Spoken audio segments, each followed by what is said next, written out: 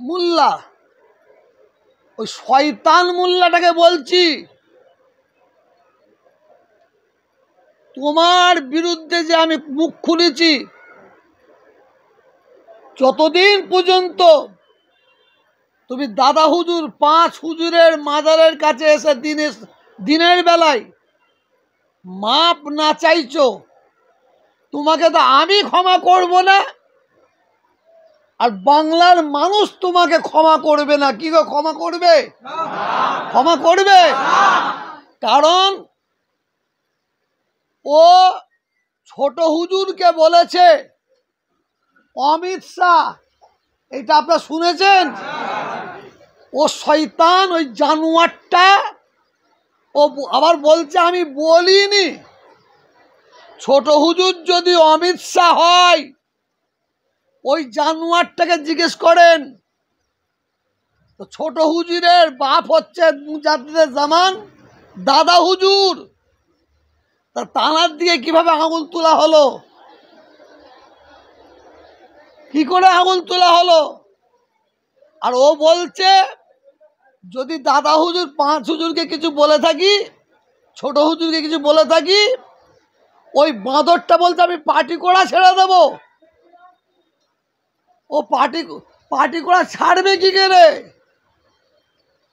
ও যেদিন পার্টি করা ছেড়ে দেবে, ভাঙড়ের মানুষ আর ক্যানিং এর মানুষ ওকে কুত্তা ছিঁড়া করে ফেলবে, কুত্তা ছিঁড়া করে ফেলবে। আল্লাহর খাস রহমত ওর ওপর গজব লেগে গেছে। ও নিজে আর কিছু বলতে পারছে না। ও কিছু মানুষকে দিয়ে ফুরফুরা শরীফে আঘাত করছে। যারা ফুরফুরা শরীফ আমার সম্পর্কে কথা বলছে, তাদের আমি 2-4 জনকে ফোন করেছিলাম।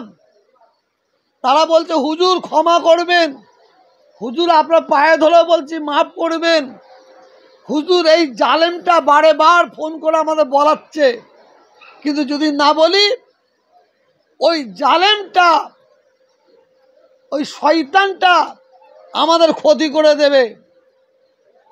অতএব ভাঙড় ক্যানিংয়ের 1 নম্বর যদি কেউ জালেম থাকতে হয়, সেটা ওই বদমাইশ, ওই শওকাত মোল্লাকে কিছুদিন আগে মার্ডার হয়েছে রাজ্জাক খান, তার আগে মার্ডার হয়েছে মানিক পাইক, আরো 2-4টে মার্ডার হয়েছে। আমি বলি না, ভাঙড়ের মানুষ বলছে, ক্যানিংয়ের মানুষ বলছে পুলিশ অন্য কাউকে তোলার দরকার নাই। যদি ওই জানোয়ার থেকে পুলিশ তুলে যদি থানায় নিয়ে এসে কুত্তা পিটাই করে, তা আসল আসামি ধরা পড়ে যাবে। আমি বলছি না, ভাঙড় ক্যানিংয়ের যত খুন হয়েছে, খুনের 1 নম্বর আসামি ওই জানোয়ার, ওই বাঁদরটা। ক্যানিংয়ের মানুষ বলছে, ভাঙড়ের মানুষ বলছে, ওই শওকাত, ওর দ্বারাই কত বোন আমার বিধবা হয়েছে, কত বাপ মা ছেলে হারা হয়েছে, কত বাচ্চা অনাথ হয়েছে। এটা ভাঙড় ক্যানিংয়ের মানুষের বক্তব্য, এটা বক্তব্য।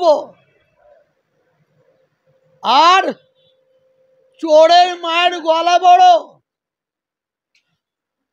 ও বলছে, আপনারা শুনেছেন